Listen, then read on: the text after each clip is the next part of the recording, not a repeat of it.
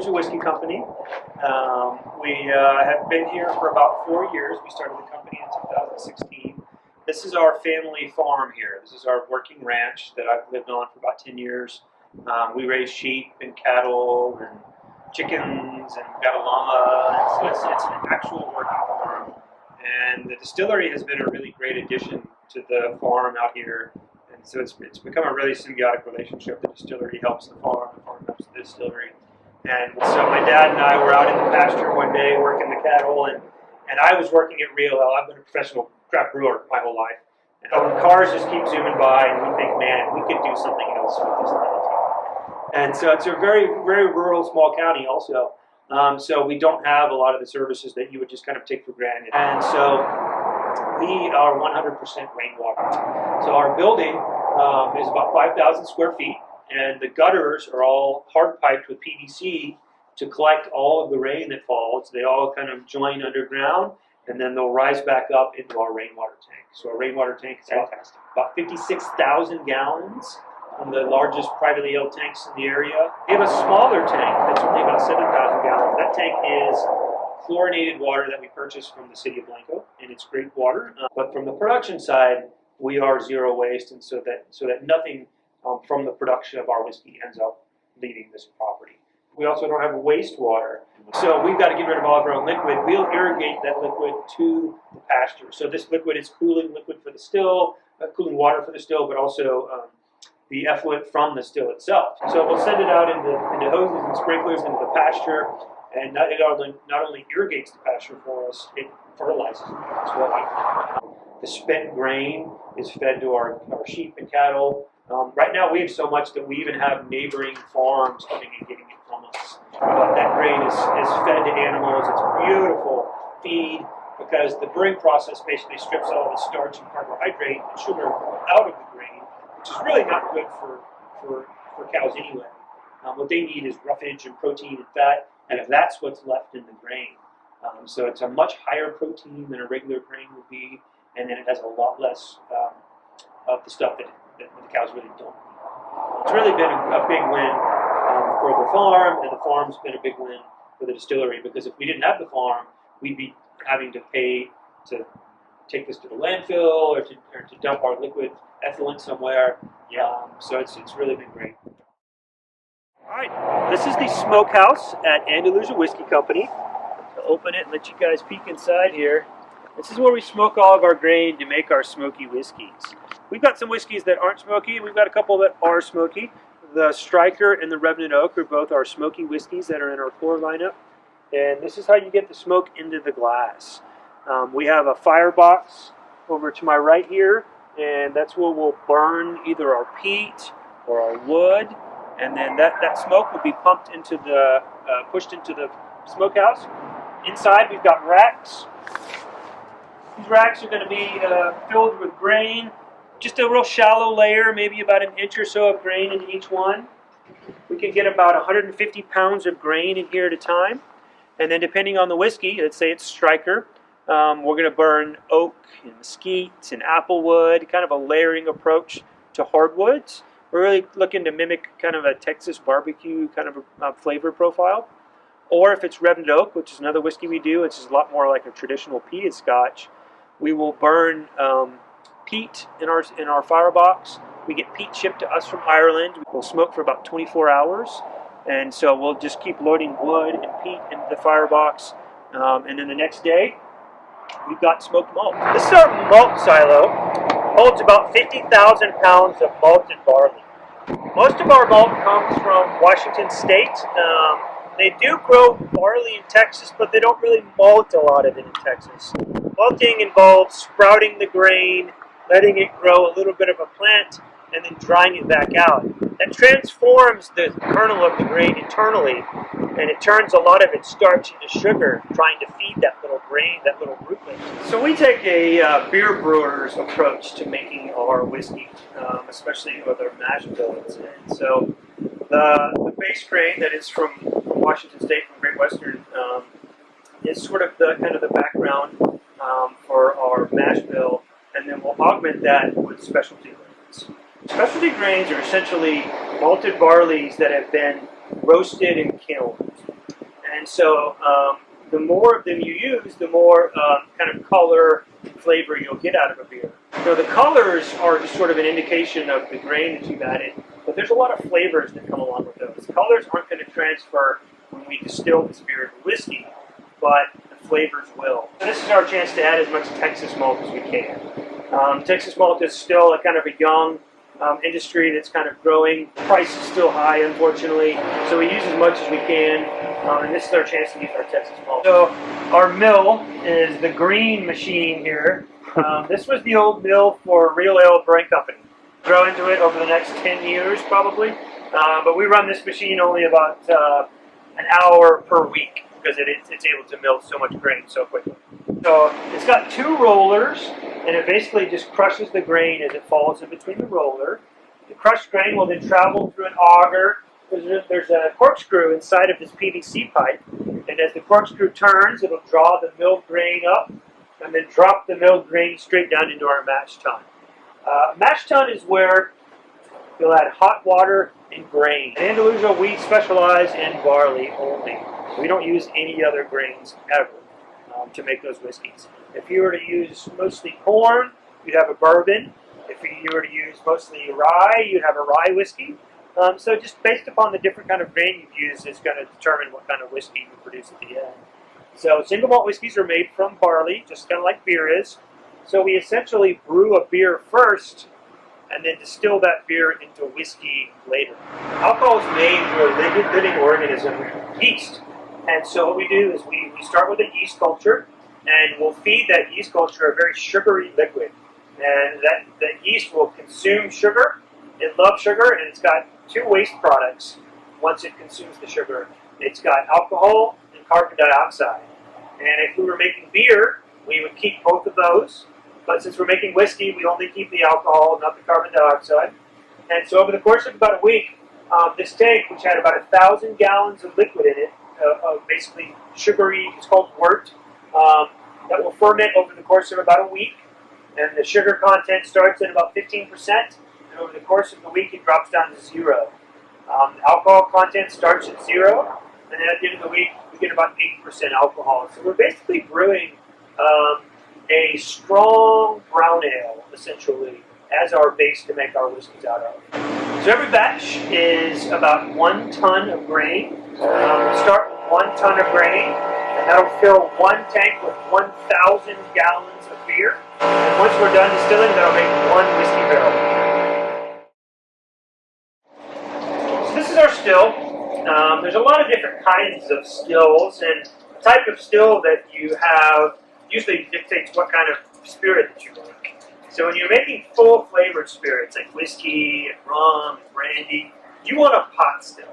You want a very, very, very basic still. There's a lot of other really cool stills that have giant columns rising from them. Those are really great for making lighter volume spirits, like vodka or gin or something like that. So this is our pot still that was made by a fine southern gentleman deep in the backwoods of Arkansas.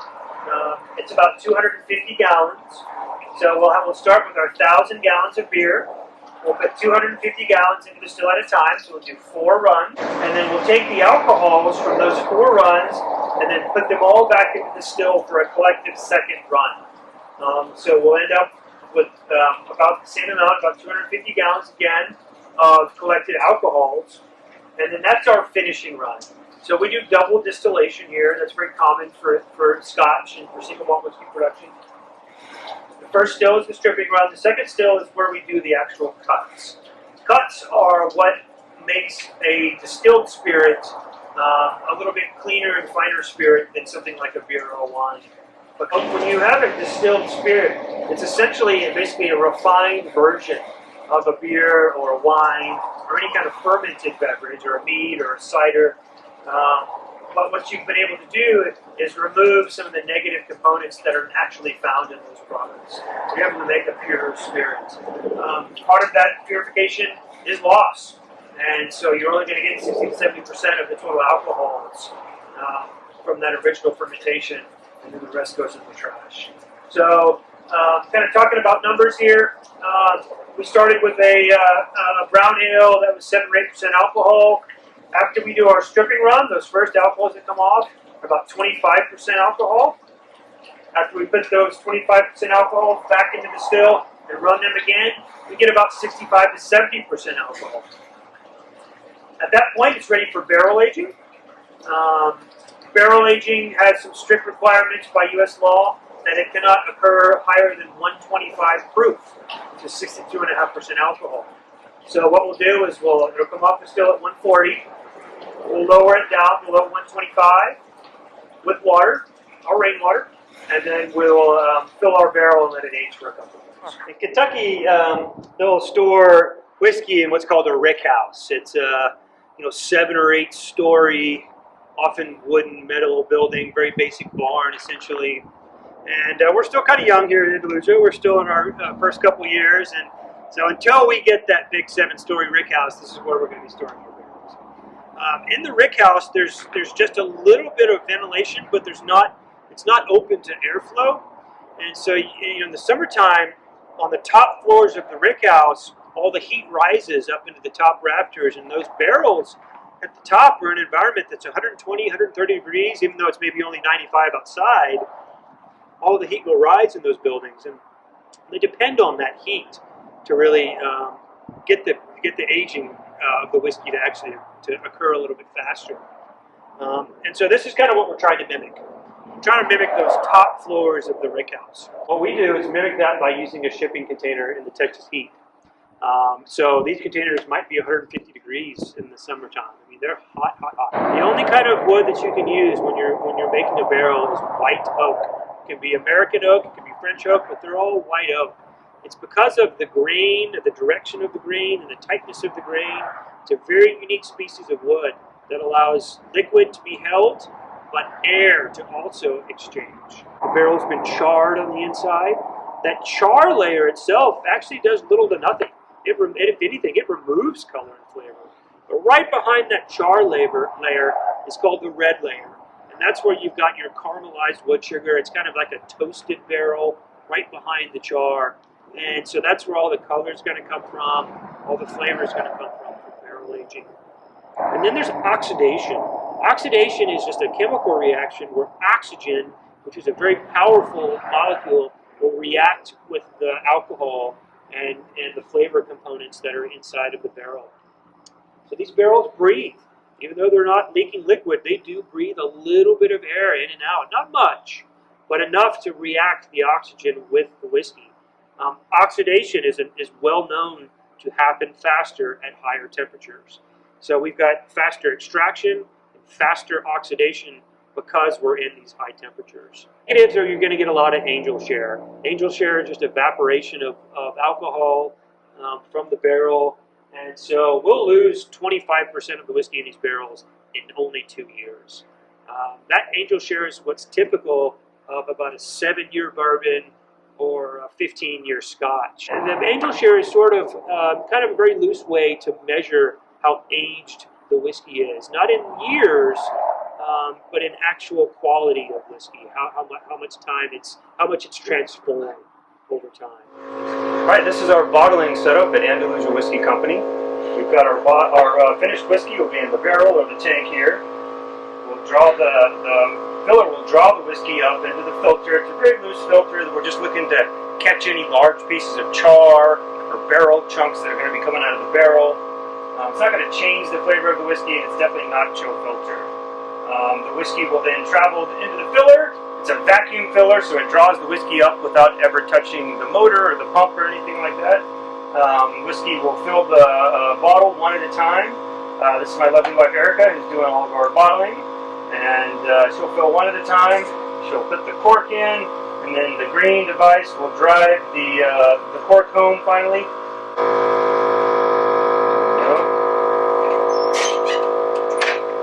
We'll put a shrink on the top, use a heat gun to shrink it on. And that's how it's done, one at a time. When we say we're hand bottle, it's truly hand bottled, literally. Up until now, for the first 4 years of the company, she did all the labeling and the bottling. She's filled and labeled probably 15,000 bottles since we've been open. It's stunning. There's 7 of us, I think. 8 of us. Truly that kind of small town feel. Oh yeah. Even though you're right next to the big city of Austin. Yeah. right between two huge cities. Yeah, I mean, that's San Antonio and Austin. We are literally in the middle of them, which kind of it's what benefits us. Being directly off of a highway between two large cities and between tourist towns, between New Braunfels and Greene and Fredericksburg and Marble Falls and Birding. We're in a prime location. So here is going to be our, this is what we call our master white. We start with our white, and our white is going to be our triple distilled white. So it's just a super clean white. Instead of tasting like a moonshine, it's actually closer to a vodka, tequila, gin, something in that realm. Gotcha. Because it is distilled 3 times, and it's cleaner. We make sure to take those impurities out. We use this in most of our cocktails normally. We make a margarita with it. And then this one, we actually age 2 years in new and used American oak barrels, and we make our triple distilled. So the only difference here, besides color, obviously, you can see the color, but it is aged 2 years. Okay. And this one's aged in 8. Yeah. So, we make cocktails with this one too. I'd say that most people that drink like whiskey and cokes, this is usually their go-to. Just super clean, super smooth, easiest drinker out of them for most people across the board. These are all going to be bottled at 100 proof. We bottle everything at 100 proof or more or higher, like cask strength, because you can always proof down, but you can't proof up. Right. So this is going to be just unaged whiskey. So people pick up a lot of different flavors from it. A lot of people it's so much closer to a tequila or a vodka or a gin.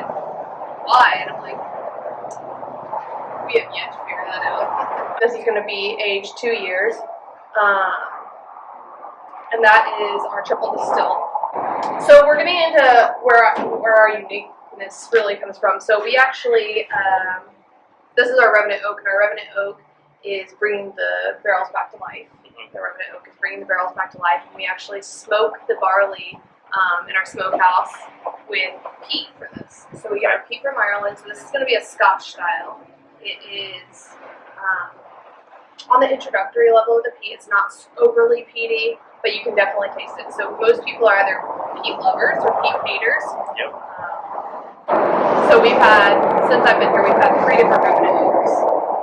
We had our Revenant Oak, this one, our original, our Revenant Oak sherry finish, and then our Revenant Oak, which was our super peat, which was 100 proof or 100% peated barley. And that one was when I realized, I think it's the fact that the more peat, the more pleasure for me. So really enjoy that bog taste. Yeah, right? I liked it. I'm like, is that earth or what's going on? You know, it's interesting. I started out my whiskey journey on Scotch, so I used to love that peat, smoke, flavor, and smell. And over the years, as I've been introduced to more, Kentucky-style bourbons, Texas rye, and even Irish whiskeys, I enjoy it more now, that caramel, that malty flavor. And I've kind of weaned off the peat a little bit, unfortunately. It might have something to do also with that fact that my wife hates that smell flavor. So you're like, now I have to. Well, now I've got to find something else. But no, we enjoy whiskey together for sure. And she's starting to get a little more into the scotches. I just have to find the right region. So rare to have. I was gonna say, the Scotch prides itself on being made in Scotland, right? So having a Scotch style is really different and unique.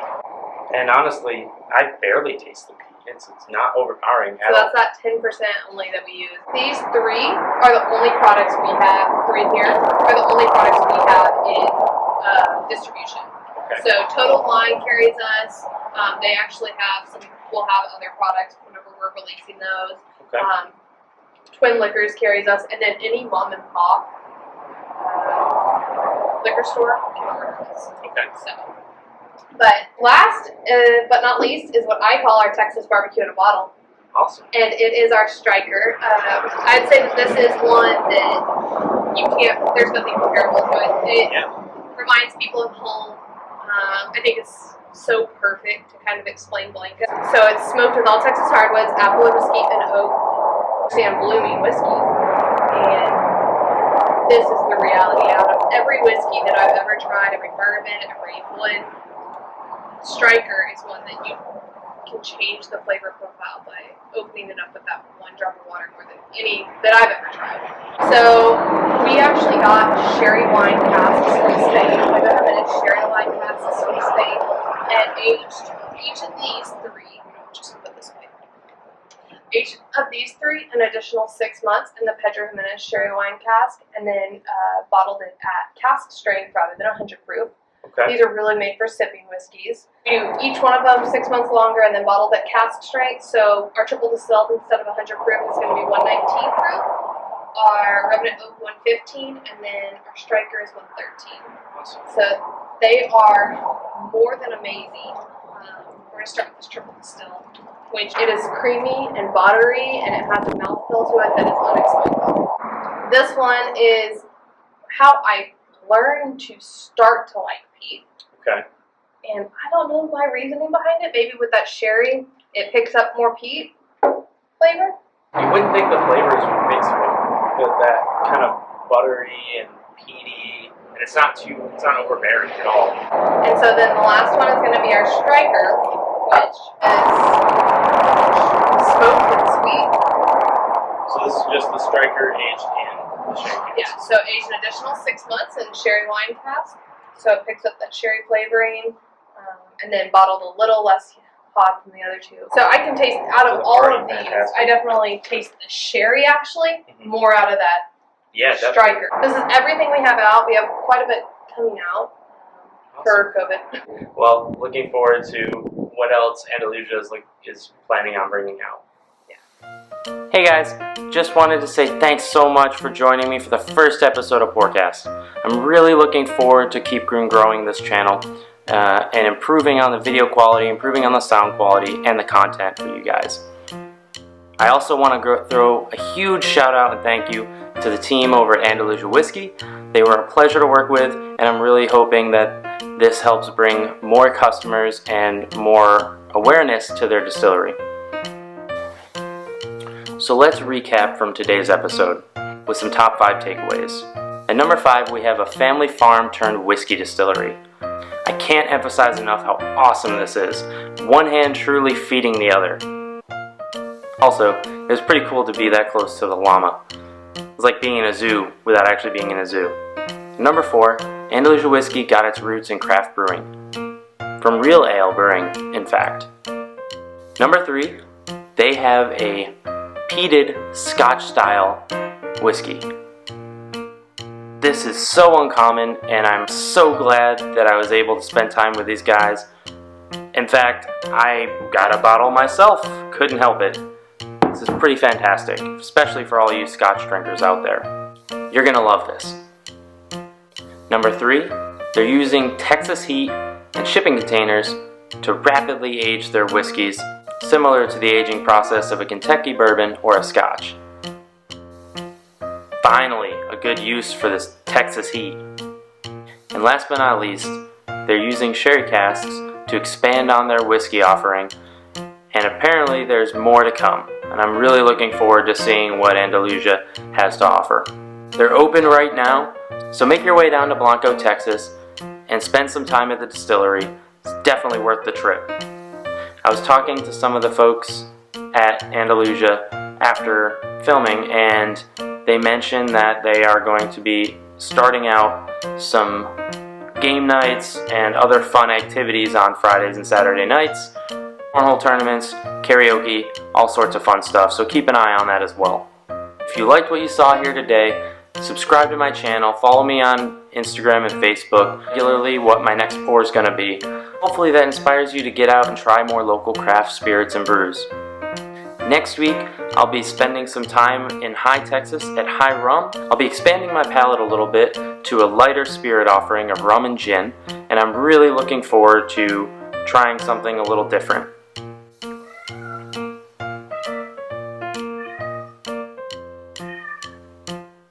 Leave a comment below if there's something you'd like to see, or message me on my social media.